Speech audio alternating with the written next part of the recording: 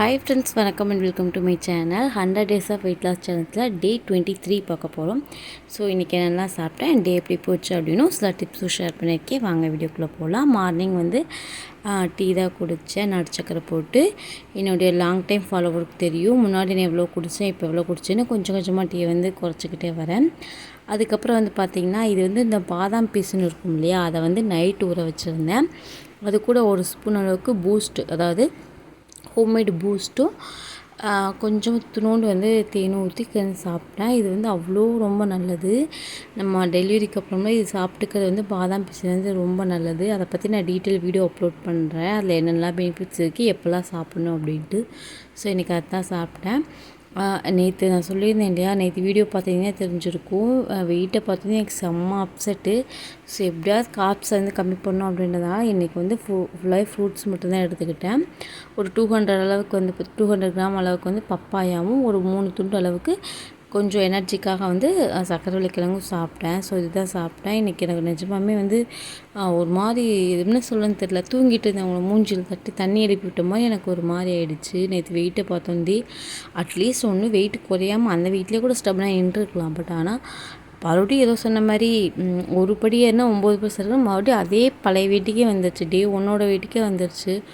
ரொம்ப எனக்கு டிஃபிகல்ட்டாக இருந்துச்சு. ரொம்ப நெக்கில் அப்செட்டு.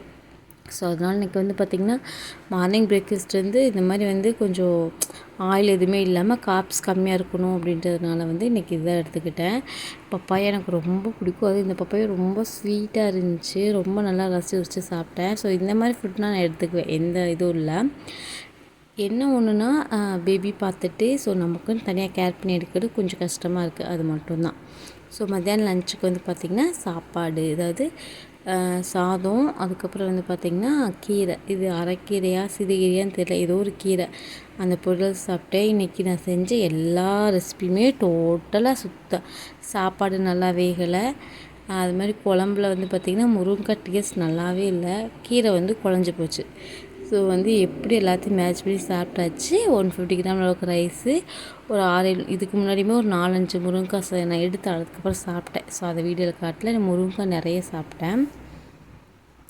சாப்பிட்டுட்டு அப்படியே டே போயிடுச்சு. அதுக்கப்புறம் பார்த்திங்கன்னா இன்றைக்கி டின்னருக்கு ஒரு 2 தோசை, மறுபடியும் முருங்கைக்காய் அந்த சாம்பார் வச்சு சாப்பிட்டாச்சு. ஆக்சுவலாக ஏதாவது வெஜிடபிள் போட்டு உப்புமா, என்ன சொல்கிறது, கோதுமை உப்புமா செய்யலான்ட்டு இருந்தேன். பட் ஆனால் எனக்கு பாப்பாவை தூங்க வச்சு வைக்கிறதுக்கே 8 o'clock ஆகிடுச்சு. இனி நான் காய்கறிலாம் கட் பண்ணி செய்யறதுக்கு எப்படியும் ஒரு 8:30 to 8:45 ஆயிடும். ஸோ ஓவர் டைம் ஆகின்றனால ஃபஸ்ட்டு பார்த்திங்கன்னா 7:30 பாப்பாவுக்கு சாப்பாடு ஊட்டும்போதே நானும் ஒரு 2 தோசையை வச்சு சாப்பிட்டுக்கிட்டேன். ஏன்னா வெயிட் லாஸ் ஏர்லைட் டின்னர் ரொம்ப ரொம்ப முக்கியம். ஸோ அப்போ தான் நமக்கு ஈஸியாக வெயிட் லாஸ் ஆகும்.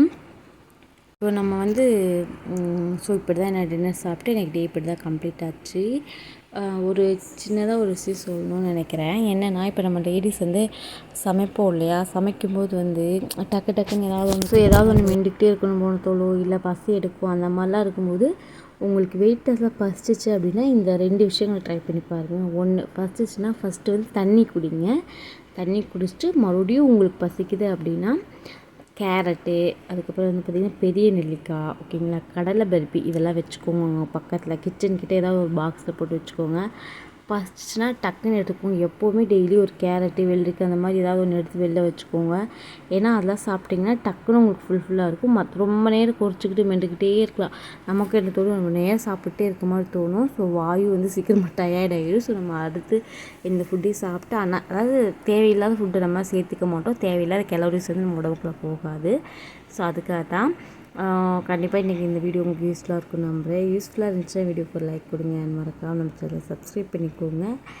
அண்ட் இந்த வீடியோ இங்கே முடியுது. ஸோ வீடியோ பிடிச்சிருக்குன்னு நம்புகிறேன். ஸோ நிறைய பேர் வீடியோ பார்க்குறீங்க அண்ட் யாரும் லைக்கும் பண்ண மாட்டேங்கிறீங்க, கமெண்ட்டும் பண்ண மாட்டேங்கிறீங்க. ஸோ அதில் உங்களுக்கு என்ன ப்ராப்ளம்ன்றது எனக்கு தெரியலை. ஏதாவது கொஸ்டின் கேளுங்க. அப்போ தான் நானும் க்ரோத் ஆக முடியும், நம்ம சேனலும் க்ரோத் ஆகும். ஸோ இப்போ வரைக்கும் சப்போர்ட் பண்ணுற எல்லாத்துக்குமே நன்றி.